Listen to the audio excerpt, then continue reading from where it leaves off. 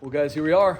We just finished Wednesday practice, workday Wednesday, and we head out to Savannah tomorrow. So our team's in a good spot. We still got some things to continue to clean up and fine tune, and that was the message on Monday and then Tuesday's practices.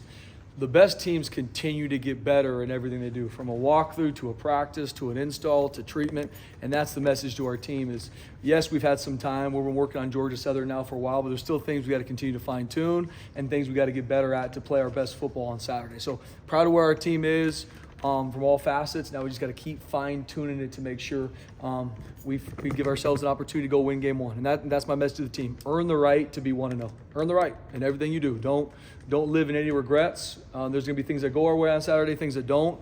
Earn the right to play your best football on Saturday afternoon down in Statesboro. So proud of where we're at. We head out tomorrow afternoon after practice, and we'll hit the ground running. So fired up. You mentioned just the hype and everything being put away, time to play. How eager are the players just to get a game? Yeah, they're ready. At this point in the year, for I would assume every team, BJ, but especially where we're at right now, where expectations, who you're going to be, what concerns, things that we're going to be good at, it's like, guys, we got to go put it on film.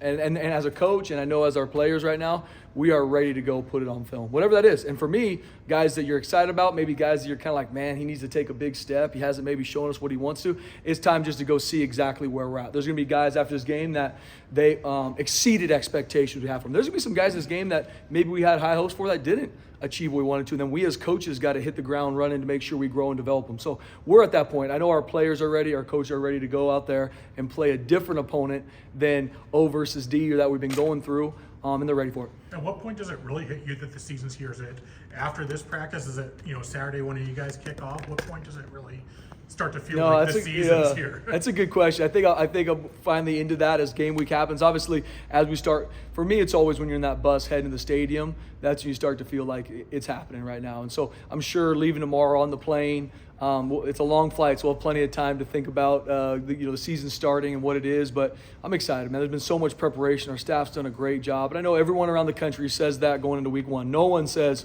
we did not do a good job in fall camp. Everybody feels good. Now we got to go put it on film to see if we did. You've never been a head coach for a season opener, and you're also a big picture guy. So be selfish for 30 seconds. How will you process Saturday? Mm-hmm. I'm a big process guy, Mike, to even your question is, and so no different as an assistant, as a coordinator, I've got a checklist of things that I got to do to make sure I'm my best for our team. And that's what I'm focusing on, is whatever it is from game management to Thursday when we land to my Friday meeting with the team. I got to make sure those are on point. So I'm focused on the things I can control to make sure I'm my best for our team.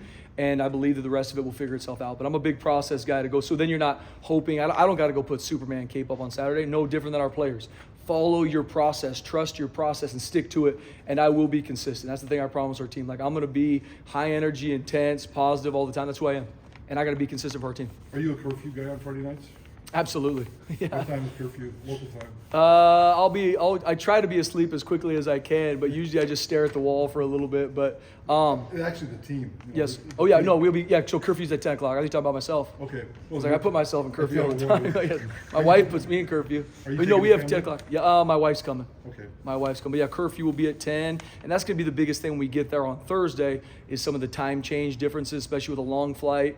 Trying to make sure our guys handle this flight the right way so they can get to bed on time, which is like 8 o'clock our time in Boise. So it's always a little bit funky when you travel across the country, but there will be a curfew on Thursday and Friday. What's the advantage of the process of practicing and then hopping on the plane? Yeah, it's so much better to get practices in at home because just from an operations standpoint, you know everything is. You got all the equipment you need, the film's right there, and so just being able to keep our guys in as much rhythm as you can. That's why even on most games, we able to do all our practices at home, and then if we're going to fly out for a game, we'll fly out after practice just to keep our guys in the rhythm of a practice. I know that the depth chart's not out yet, but in terms of some true freshmen we might see or surprises or any position battles you're willing to divulge, what can you tell us about kind of how it's shaped out? Yeah, I think we're in a good place. There's still something like there's going to be rotations going on in this game at a bunch of different positions to continue to see where guys are at because this is what we're judged on. We are judged on what happens 12 nights a year.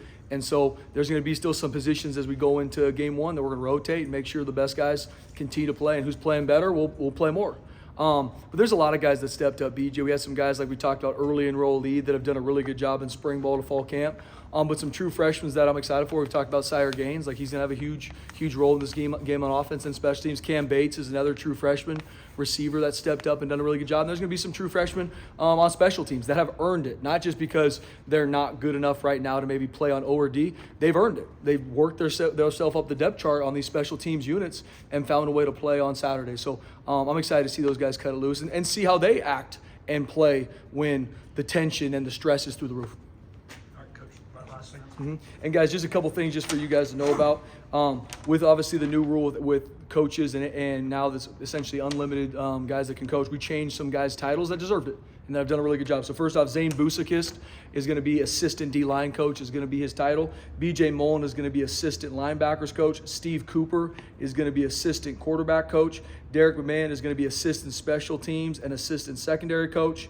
Tyler Rasa is going to be specialist coach and external relations coordinator. And Ron Collins is going to be senior defensive analyst and assistant safeties coach. These guys have been here outside of Steve Cooper. They've all been here for a year, seen them work, seen how they do things, and they've done a phenomenal job. And Steve Cooper, since he's been here, has been nothing but honestly awesome. Done a phenomenal job with Dirk Cutter, with our quarterbacks and the preparation of our offense and helping him with the QBs. So all these guys, this is deserved and earned. Is Dirk up? If Dirk's upstairs, is Yep. Cooper on the sideline? He is going to be on the side, yes. Okay, Good are you question. gonna get us that list?